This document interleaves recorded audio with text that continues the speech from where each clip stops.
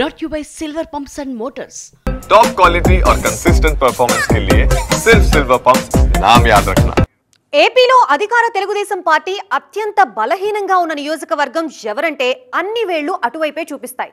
అందుకేనేమో పార్టీ అధికారంలోకి వచ్చిన ఏడాది లోపే ఇన్ఛార్జిని తొలగించాల్సిన పరిస్థితి వచ్చింది. అయితే ఆ పరిస్థితి ఎందుకు వచ్చిందనేదే ఇప్పుడు ఆసక్తికర చర్చకు దారితీసింది. ఇంతకీ ఆ అడ్డా ఏది? పార్టీలో ఈ పరిస్థితికి కారణం ఎవరు? ఆలూరు టీడీపీలో చల్లారని అగ్గి. ఎన్నికలకు ముందు అంతే, ఎన్నికల తర్వాత అంతే. ఇన్ఛార్జ్ పదవి కోసం పోటీ పెరిగిందా?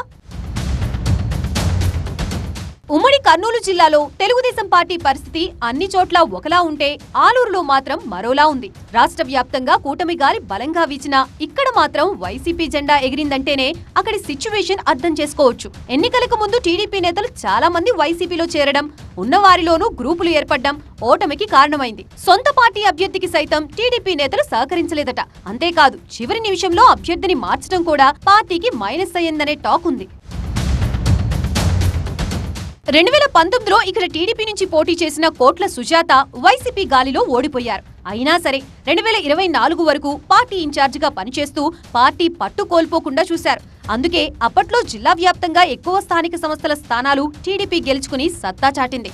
మంత్రిగా ఉన్న గుమ్మనూరు జయరాం ని ఢీకొంటూనే ముందుకు సాగిన సుజాత 2024లోనూ అభ్యర్థిగా ఉంటారనే ప్రచారం జరిగింది. కానీ కేంద్ర మాజీ మంత్రి కోట్ల సూర్యప్రకాష్ రెడ్డికి డోన్ అసెంబ్లీ టికెట్ దక్కడంతో ఆయన భార్యగా సుజాతకు ఆలూరులో ఛాన్స్ దక్కలేదు. గతంలో టీడీపీ తరపున పోటీ చేసిన వీరభద్ర గౌడ్కు మరోసారి ఛాన్స్ ఇచ్చింది టీడీపీ అధిష్టానం. దీంతో ఆ నిర్ణయాన్ని వ్యతిరేకించిన కీలక నేతలు వైసీపీలో చేరిపోయారు. తనకి టికెట్ దక్కకపోవడంతో పాటు భర్త కోసం డోనికి షిఫ్ట్ అవడంతో ఆలూరుపై అంతగా శ్రద్ధ పెట్టలేదు సుజాత.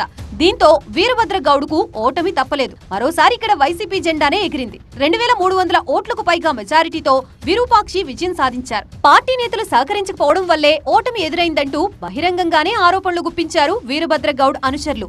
మాజీ మంత్రి గుమ్మనూరు జయరాం ఎన్నికల ముందు టీడీపీలో చేరినా ఆయనకు గుంతకల్ నుంచి పోటీ చేసే అవకాశం దక్కడంతో అనుచర గణమంతా అక్కడే పనిచేసింది. దీంతో టీడీపీకి ఆలూరులో విజయం దక్కలేదు.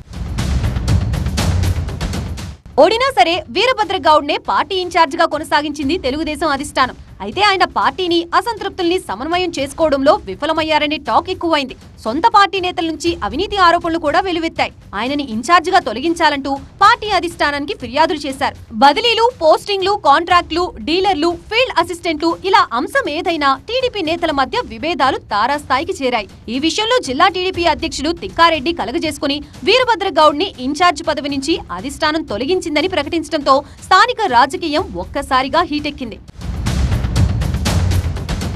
ఇప్పుడు ఇన్ఛార్జ్ పోస్టుకి పోటీ పెరగడంతో గౌడ్ స్థానంలో ఎవరు నియమితులవుతారనే ముచ్చట నియోజకవర్గంలో హాట్ టాపిక్ గా మారింది. కష్టకాలంలోనూ పార్టీని అంటిపెట్టుకుని ఉన్న మాజీ ఇన్ఛార్జ్ వైకుంఠ శివప్రసాద్ తన భార్య జ్యోతికి ఆ అవకాశం ఇవ్వాలని పట్టుబడుతున్నారట. ఇప్పటికే కమ్మ సామాజిక వర్గం నుంచి ఆదోనిలో మాజీ ఎమ్మెల్యే మీనాక్షి నాయుడు ఇన్ఛార్జిగా ఉన్నారు కాబట్టి అదే సామాజిక వర్గానికి చెందిన వైకుంఠం శివప్రసాద్ డిమాండ్ ని హైకమాండ్ పరిగణలోకి తీసుకుంటుందా అన్నది తెలియాల్సి ఉంది. 2019 నుంచి 2024 వరకు పార్టీ ప్రతిపక్షంలో ఉండగా ఇన్ఛార్జిగా పనిచేసిన కోట్ల సుజాత పేరు కూడా తెర మీదకి వచ్చింది.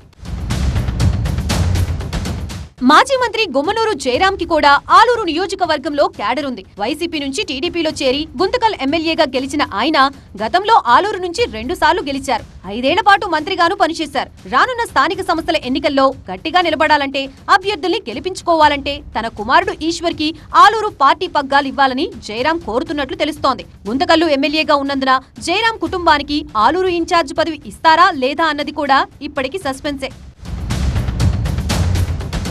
అసలే కల్లోలంగా మారిన పార్టీ ఇన్ఛార్జ్ గా ఎవరిని నియమిస్తే పుంజుకుంటుందనే ఆలోచనలో ఉన్నారు పార్టీ పెద్దలు. ఇన్ఛార్జ్ మంత్రి నిమ్మల రామానాయుడు, జిల్లా అధ్యక్షుడు తిక్కారెడ్డి కలిసి ఇప్పటికే హైకమాండ్ కి ఒక నివేదిక పంపినట్లు తెలుస్తోంది. ఎమ్మెల్సీ బీటీ నాయుడు నుంచి కూడా అధిష్టానం పెద్దలు కొన్ని వివరాలు తీసుకున్నట్లు తెలుస్తోంది. అయితే ఈ ఉత్కంఠ కొనసాగుతూ ఉండగానే ఇన్ఛార్జ్ పదవి తమకంటే తమకే దక్కుతుందని నేతలు ఊహల్లో తేలిపోతున్నారు. విండ్ పవర్, సోలార్ ఎనర్జీ వంటి ప్రాజెక్టులు ఇక్కడ ఆదాయ వనరులుగా ఉండటంతో అధికార పార్టీ పదవి కోసం ఉవ్విళ్లూరుతున్నారు.